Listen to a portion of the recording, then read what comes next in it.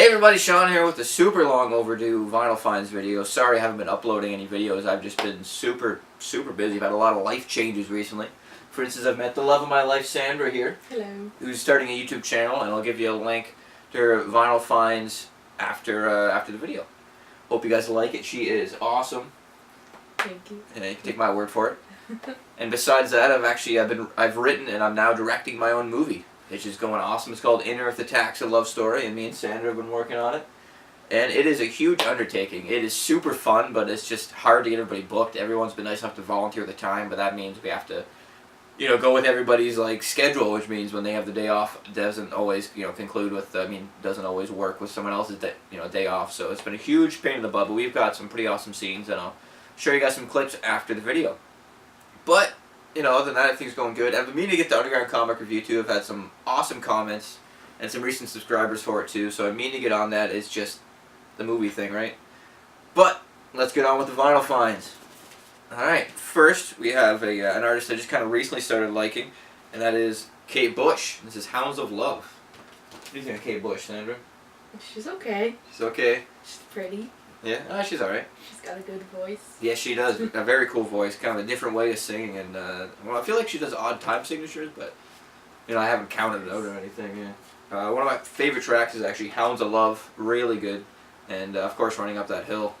I found out about her actually. I was watching this documentary, and Big Boy from Outkast was talking about how Running Up That Hill was his favorite song, like one of his favorite songs ever. I was like, really? That seems kind of odd, but that's what it is, and yeah, great album.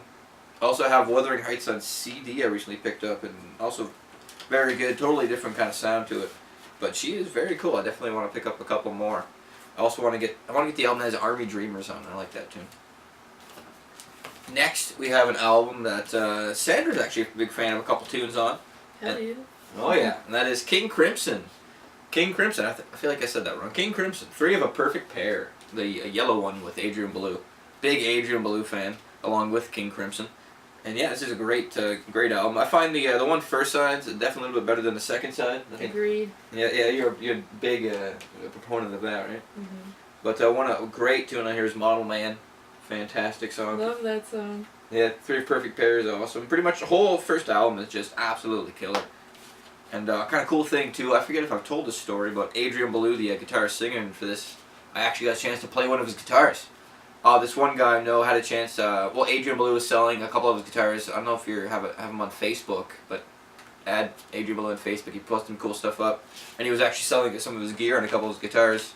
And this guy I knew ended up buying one. It was this red fretless guitar, really neat. You can actually see it in a couple Adrian Belew videos at his house, which is really cool. That it's you can tell it's out when he's not just screwing with me. And he actually had to go to his house and meet him to pick it up and all that kind of stuff. And it was awesome. After I played that, on the ride home, holy crap! I played one of Adrian Belew's guitars. Thinking how many plans he's played with. David Bowie, Frank Zappa, Talking Heads. So many of my favorite artists. King Crimson, just fantastic. I was just I was kind of taken aback after that. Some lyrics.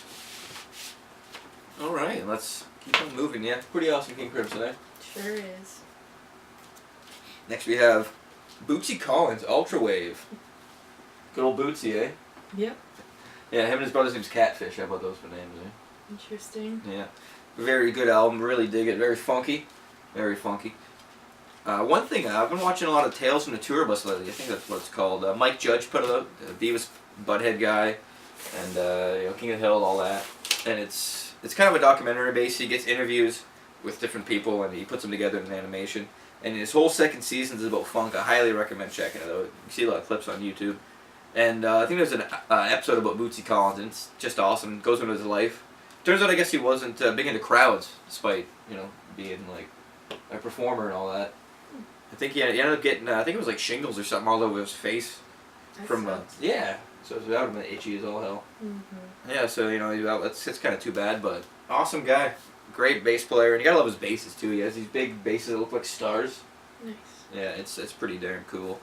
Alright, and the next bit, I haven't been buying that many records lately, just, getting your own place and all that kind of stuff. Eats up a bit of cash, obviously. But so I've kind of narrowed it down to some of my favorite stuff. I'm not picking up as much random random stuff unless it's cheap. And yeah, I got I got 5 awesome Zappa records. Well, no, I love Zappa, and I got 5 records here. And I'm gonna start out from worst to best favorite. I think we started off with Zappa New York. Probably my least favorite Zappa record, actually. It's live, which never helps. He does do some good live stuff, but this is just, I feel like it's not recorded. It's not up to par for some of his other recordings. There's a few good tracks on here, like Titties and Beer and stuff. I Promise Not to Come in Your Mouth. That's just an amazing title. Right? Big Leg Emma, Black Page. It's just the Illinois Enema Bandit, awesome. Honey, Don't You Want a Man Like Me? It's just, the recording of it is a little bit subpar, which is a shame. Yeah, that's too bad. Yeah, and there's a bit of heavy orchestration too, and that combined with the poor recording is just completely. But, it's still Zappa, so I dig it. Next we have, speaking of orchestra, we have Orchestral Favorites, which is it's a neat album, more of the orchestra stuff, but definitely a better example. This is kind of where I fall off a little bit for Zappa's heavy orchestra stuff. Like, I still dig it, but just not as much as his, other work. Also, this is a promotional copy, not for sale, with the golden Boston thingy. Pretty neat, eh? Yeah, how did you get it like that? I just got it at a store. I think this used to be like radio copies, and then eventually when they switched from playing records to digital or tapes or whatever they use, they they would sell them. Oh, okay. I'm pretty sure I had those got there. There might be a couple other ways, but that's what my research has told. But yeah, all right. I believe this was actually I'm pretty sure this was part of the 3-set that Zappa I think he gave it to Warner Brothers, and they edited it up and put it into 3 different albums, and it was this, Sleep Dirt, and another one I can't think of that I own actually, which is really good. Yeah, and I guess Zappa wasn't too fan. I believe there was a lawsuit, and then after that he went into doing Bizarre Records and the whole Pumpkin thing and all that. Not too bad though. Next we have another alright album. It has the infamous Valley Girl on it, and that is Ship Arriving Too Late to Save a Drowning Witch. Despite having Valley Girl, which isn't everyone's favorite, has some amazing tunes here. No Not Now, and a Drowning Witch, Envelopes. It's just some really good stuff. Also got Steve Vai on here, Ray White, Bobby Martin, Scott Tunes. Oh, speaking of Scott Tunes, apparently I found out that he kind of ruined Zappa's last band. The drummer would not perform with him anymore. I guess he was just kind of a dick or something like that. And it was Chad Wackerman who was the drummer. But they guess they were just tired of each other, and he wouldn't go on anymore, so that ended Zappa's last touring band. How about that, eh? Sad. Freaking musicians, eh? Yep. Yeah. I play guitar, so I can say it. Alright, yeah. Cool record, though. Very cool. Alright, here we go. This is actually a pretty controversial Zappa album. Not album, but era for some reason. I guess people think it's not serious enough, which I think is absolutely bizarre to say. Yes. Because, come on, it's Zappa. It's not supposed to be serious. But it is the Flo and Eddie lineup. I'm a big fan of these guys. And yeah, it's just a nice, goofy, it's lighter. It's very accessible. And it's fun. Oh, yeah, it's accessible, for Zappa, right? But yeah, really cool stuff. It has the Big Billy the Mountain 24-minute 42 song. Yeah, that's always that's that sign of a winner right there. And then the side 2 has some good tracks like Call Any Vegetable, awesome track from early Mother stuff. And my favorite off this album is Eddie Are You Kidding, which is about I believe about a commercial for pants.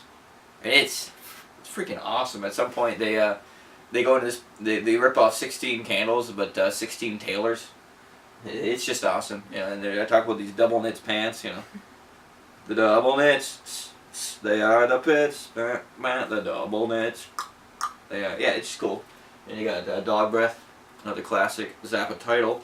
He's always good with the titles. Always. Yeah. Alright, and the last album we have here, like I said, I've been narrowing what I've been collecting, so it's another Zappa. But yeah, this one's really good. We got Them or Us. Really dig this one. You got a nice dog on the front end. Yes. With a Love weird dogs. shape. Yeah, she's a huge dog person, as am I. But she is an even bigger dog person. And I am the biggest dog person. the biggest. Pretty basic intro, but you got your lyrics. Inside, but you got your lyrics and all that. Nice gatefold, double album. And there's awesome tunes on here. Like The Closer You Are has that great doo-wop theme to it. And it's just killer. I love his doo-wop stuff. You get Stevie Spankings. You got some killer Steve Vai guitar playing. Be in My Video, which is an awesome song. It kind of makes fun of all the like 80s music videos. They all kind of had a similar theme with girls and dancing in like alleys. Just all that stuff you see over and over again. And he just ripped it apart like he does everything, and he did an awesome job. Once again, some great titles on here, like Baby Take Your Teeth Out. You can only imagine what he's talking about there. And then we got one of my favorite tracks up here is actually Whipping Post, the Allman Brothers too, and these guys do an amazing cover of it. I actually prefer it over the Allman Brothers version, and I'm not just saying it because he's like my favorite artist, but it's just killer. The vocals on it is amazing. Let's see if I can find out who does it real quick, just to give him some credit. All right, I don't want to. Oh, there we go. Whipping Post. Bobby Martin, lead vocal and keyboards. Absolutely kills it. There's a good live version of it too, and it is astounding. But yeah, that is the album, and that is my vinyl find. Sorry about the huge delay, but it's been explained. I really want to get into it again. Get into Underground Comic Review again. Do more of this. Do some more YouTube stuff. It's blast. I love the vinyl community. You guys are awesome. I just kind of want to get back into it. I have the itch, if you know what I mean. But yeah, anyway, we'll check out Sandra's video. I might make a guest appearance, and we'll be talking about all her albums, and it'll be fun. So yeah, check out the clips from the movie, and have a good one. Bye.